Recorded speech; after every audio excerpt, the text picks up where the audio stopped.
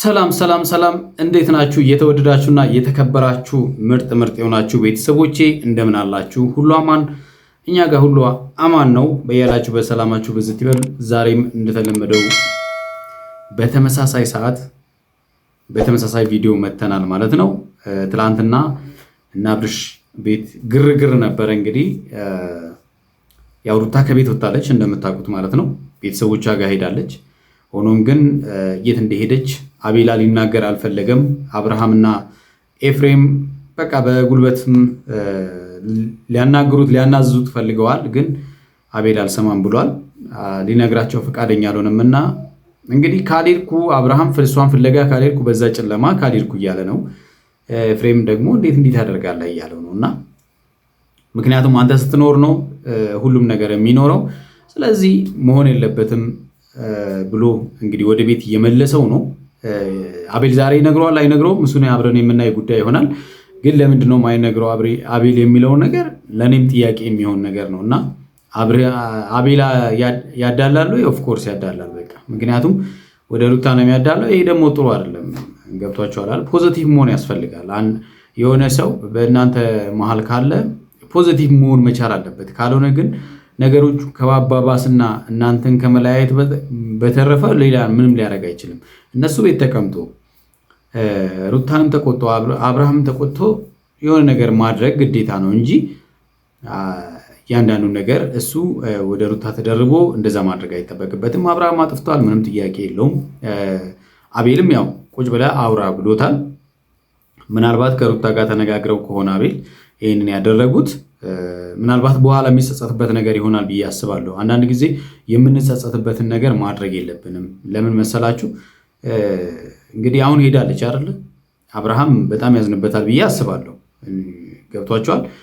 ጥሩ ነገሩ አቤል ከእሷ ጋር መሆኑ በቃ ጥሩ ነገር ነው፣ የምናበረታታው ነገር ነው እንደ አንድ ጓደኛ ማለት ነው እና ሆኖም ግን እንደኔ ዛሬም ደግሜ የምናገረው አቤልና ኤፍሬም የሚባሉ መውጣት ነው ያለባቸው። በቃ ከዛ ቤት መውጣት አለባቸው። አብርሃምና ሩታ ብቻቸውን ነው መሆን ያለባቸው። በቃ አብርሃምና ሩታ አብረው ቁጭ ብለው ማውራት መቻል አለባቸው።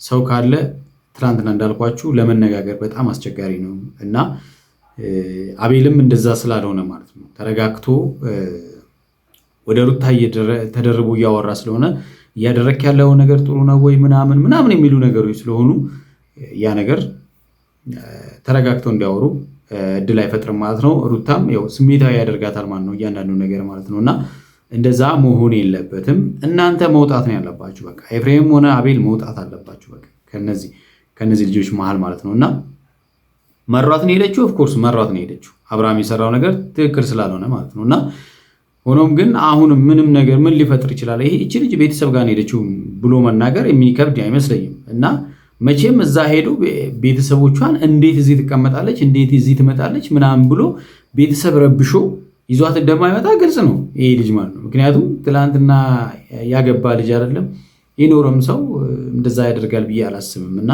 አብርሃም ደግሞ እንደዛ ያለ ስብና ያለው ልጅም አይደለም።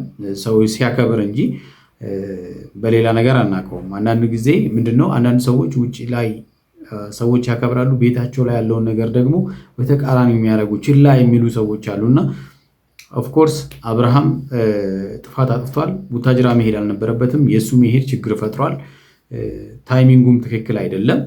ዛሬ ግን እስቲ ያለችበትን ኤፍሬም ማነው አቤላ በግድም ቢሆን ይነግረዋል ማለት ነው እና ድብድብ በታገዘበት ማለት ይቻላል። እስቲ ቪዲዮን እንየው። አንዳንድ ነገር እናንተም ሀሳብ ስጡበት። ማን ነው ጥፋተኛ?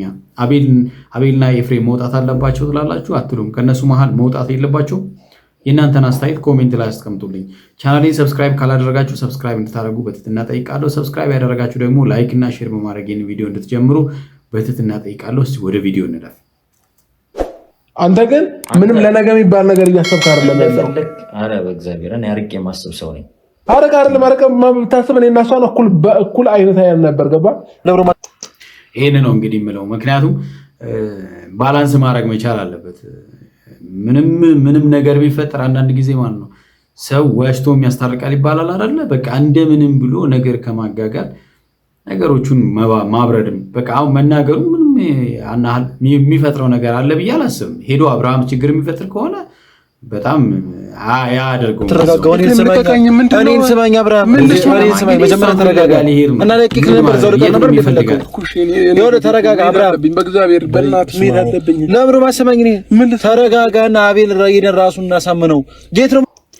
እኔ አብርሃምን በዚህ ሰዓት እንዲመሆን የሰርጉ እዛ እየተዘጋጀ ያለው ማለት መበላሸትን ያሳሰበ ወይስ የሩታ መሄድ የእውነት የሩታ መሄድ ነው ያሳሰበ?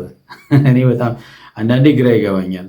አያችሁ አንዳንድ ጊዜ በቀላል ነገሮችን እናስባቸውና ነገሮች ካመለጡን በኋላ በቃ ያዙ ይልቀቁኝ እንላለን ማለት ነው። ገብቷችኋል? ስህተታችን የሚታየን በቃ በጣም ጥፋቱ በጣም ከራቀ ነው ማለት ነው። አያችሁ አይደል? ስለዚህ አብርሃም ትላንትና ነበረ እንዲህ መሆን የነበረበት። ዛሬ ግን ምንም በሌለበት ብቻውን ማለት ነው። ጌት ነው በዚህ ማታ በዚህ ሌሊት የት ምን ነው እንደ ወንድም ብታከብረኝ ከሆነ ገብተን ጠይቀው። በስነ ስርዓት አውረው ነው ያላወራውም። በቃ ከኔ ጋር እየተግባባ ስላልሆነ ገብተን ታውረው በስነ ስርዓት። እንግዲህ ገብቶ እንግዲህ ለኤፍሬም አቤልን ሊያወሩት ነው። መጀመሪያ ጠይቀው እንዴት ነው የምጠይቀው? መጀመሪያ ለምን እኔን እንደዚህ እንደምታወረኝ የረጋ ብለህ መጀመሪያ ለምን አላወራትም ሩታ? ይሄንን ትልቅ ጥፋት ነው ተረጋግቶ አለማውራት፣ ግን ያንተም እጅ አለበት። ምክንያቱም ያኔ ለምን እንዲህ ታደርጋለህ እንዲህ ማድረግ እንዴት ምን እያደረክ ነው ምናምን የምትላቸው ነገሮች ሁለቱ ተረጋግተው ቁጭ ብለው እንዳያወሩ። ምክንያቱም እነሱ ሰው ከመሃላቸው ጠፍቶ አያውቅም። በቃ አላችሁ አቤላ፣ እውነቱን ስነግርህ ማለት ነው እናንተ ባትኖሩ ጥሩ ነበረ። በቃ አውርቻታለሁ አቤል፣ ስለኔና ስለሷ ማውራት አለማውራት አይደለም አሁን እንድትነግረኝ የፈለኩት። በቃ አቤል እኔ ቁጭ ብዬ እንዳደር ነው እንደምፈልገው ንገረኝ። ምን ችግር አለው? ቆይ እንዴ ካንተ ምን የሚቀነስብህ ነገር አለ እንዴ አቤል? እኔ መናገሩ ለምን እንደዚህ እንደከበደው ብቻ ነው እኔ ግራ ይገባኝ ማለት ነው። እውነት የሄደችበትን መናገር ይናድ ይከብዳል ወይ? ለምንድን ነው ጸባይም ሀርድ ማይገዛም እንዴ አንተ? መጀመሪያ ነበረ አብረሽ ምን መጀመሪያ የሚደግመው መክሬ ነው። እኔ ላንተ አልመክርህም፣ አንተ ለኔ ትመክረኛለህ እንጂ አብራ ከኔ ኮንድም ይበልጣል። ይሄንን ነገር ስለዚህ ባይዘው ማለት ነው እዚህ ጋር ለኔ ልዩነት እየፈጠርክ ነው ያለው። ገባ? ለኔና ለሱ ያለን ቦታ በደንብ አድርጌ እያወቅኩት ነው ያለው። ገባ? አያችኋል? እይታው እንዲህ ነው የሚሆነው። እንዲህ ሲሆን ደግሞ ትክክል አይመጣም። በቃ ለአቤልም ለአብርሃምም ለሩታም ትክክል አይመጣም ነገሮቹ ማለት ነው። ለነገም እያሰብክ ብታደርግ ይሻላል፣ የምታደርጋቸውን ነገሮች ማለት ነው። እነዚህ ልጆች የትም ተለያይቶ አይለያዩም። አያችሁ? ሩታና አብርሃም ተለያይቶ አይለያዩም። ዞሮ ዞሮ አንድ መሆናቸው አይቀርም። ያለታ አቤል ያፍራል። በቃ አንተ ግን ምንም ለነገ የሚባል ነገር እያሰብክ አይደለም ያለው። አረ በእግዚአብሔር እኔ አርቄ ማሰብ ሰው ነኝ። አረቃ ማምታስብ እኔ እና እሷን እኩል አይነት አያም ነበር። ገባ? እስኪ እናት ልለምንሽ። አይ መለመን አለመለመን አይደለም፣ ግን ደግሞ ልነግርህ አልችልም። ወይ ምክንያት ንገረኝ፣ ወይ ያለችበት ነገር ሌላ ጭንቀት እኮ ነው የፈጠርክብኝ ያለው። አሁን በቃ ተረጋጋ እኮ ሌላ ጭንቀት። እንደዚህ ያለ ሰው እንግዲህ በጣም ነው የሚያሳምመው። እውነት ማለት የሆነ ነገር የማይናገር ሰው ማለት ነው፣ ወይ ምክንያት የሌለው ወይም ደግሞ በቃ ጉዳዩን በትክክል የማይናገር ሰው እንዴት ኧረ በፈጣሪ እንዴት እንደሚያስጠላ ነው የፈጠርክብኝ ያለው። ነገረውና ጠዋት እንሄዳለን አብረን ሶስታችንም። ለምሩ ቆይ አንተ መናገር አልፈለግኩም። መናገር ስለማልችል ቢያንስ እሺ ምክንያትን ተናገር። እኔ ምክንያቱም ቢናገር እውነት ለመናገር በቃ ምንም እንትና አትንገርም ካለችው በቃ ትናገርም። እሷ ያለችበት ማተናገር ማለት ሌላ ኬዝ አለ፣ ሌላ የተፈጠረ ነገር አለ፣ ሌላ ችግር አለ፣ የሆነችው ነገር አለ። እሷ ሰላም አይደለችም ወይ? ሰላም ባትሆን አይደል የሄደችው? ሰላም ብትሆን እዚህ ትቀመጥ ነበር እኮ። አያችኋል? ሲያቀሳስር እንደዚህ ያለ አቀሳሳሪ ሰው ኧረ እኮ ለብሮ መናገር አልፈለግኩም። ባሏ እኮ ነው የልጅ ባዳ እኮ አይደለም።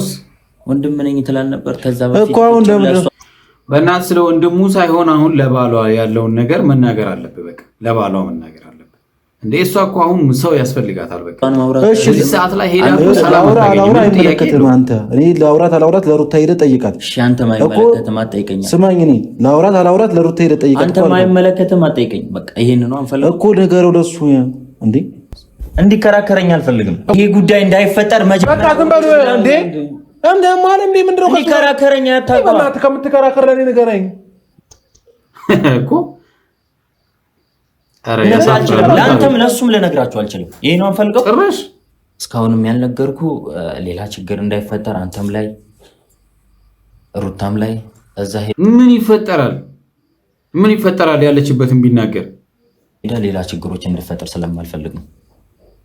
እንደ ወንድሜ ነው ማይ አረባ ከሷ ማስበልጬም አንድ ቀንም አይቼ አላውቅም። አዎ ከሷ አስበልጣ አይተው አታውቅም። ብዙም ነገር እንዲፈጠር አልፈለኩም ነበር። የሄደችው ቤተሰቦቿ ጋር ነው።